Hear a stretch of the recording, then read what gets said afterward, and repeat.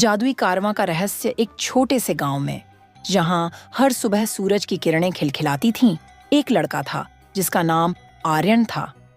आर्यन को हमेशा से साहसिक कहानियों का शौक था। वह अपने दोस्तों के साथ खेलते खेलते अक्सर कल्पना किया करता कि वह एक साहसी योद्धा है। एक सुबह जब वह जंगल में अपने दोस्तों के साथ खेल रहा था, उसे एक चमकदार वस्तु मिली। देखो, यह क्या है? आर्यन ने उत्सुकता से कहा। उसके दोस्तों ने उसे घेर लिया। यह एक पुराना जादुई ताबीज था जो हल्की नीली रोशनी से चमक रहा था। आर्यन ने ताबीज को अपनी जेब में रख लिया और अपने घर लौट आया। रात को उसने ताबीज को ध्यान से देखा।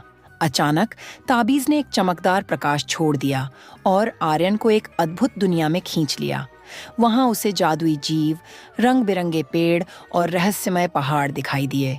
वहां एक बूढ़ा जादूगर मिला जिसने कहा, तुमने जादुई ताबीज को पाया है। यह तुम्हें एक विशेष शक्तियों से संपन्न करेगा, लेकिन इसका इस्तेमाल करने के लिए तुम्हें एक चुनौती का सामना करना होगा।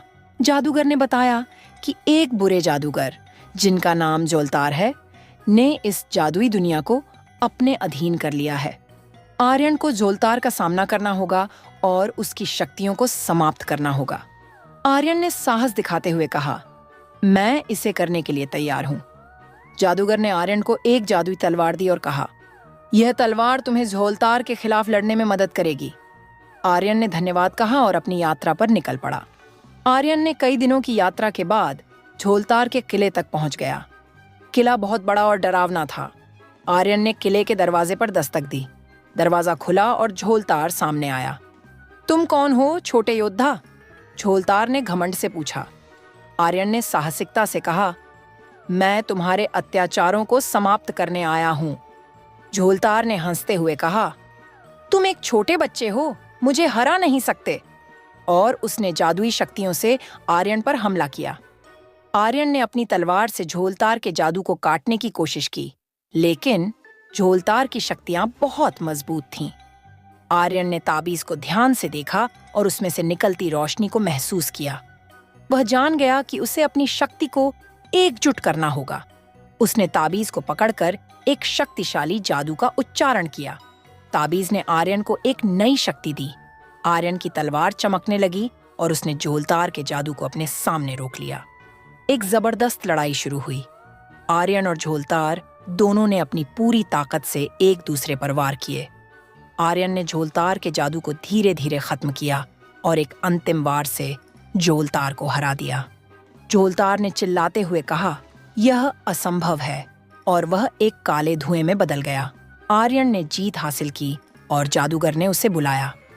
तुमने अद्भुत साहस दिखाया है आर्यन। अब तुम इस जादुई दुनिया के नए रक्षक हो। आर्यन ने मुस्कुराते हुए कहा, मैं हमेशा इस जगह की रक्षा करूंगा। उसने ताबीज को वापस रख दिया और अपने घर लौट आया। वह जानता था कि उसने केवल एक साहसिक कार्य पूरा किया है, लेकिन उसकी नई यात्रा अब शुरू हुई थी। आर्यन ने अपने दोस्तों को अपने साहसिक कार्य के बारे में बताया और सबको जादुई ताबीज के रहस्य के बारे में सुनाया। सबने मिलकर एक नई खोज की योजना बनाई और इस तरह आर्यन की जादुई दुनिया में नई कहानियां जन्म लेने लगीं। वह जानता था कि अगली बार जब वह ताबीज उठाएगा तो और भी बड़े खतरे और रोमांच उसका इंतजार कर रहे होंगे।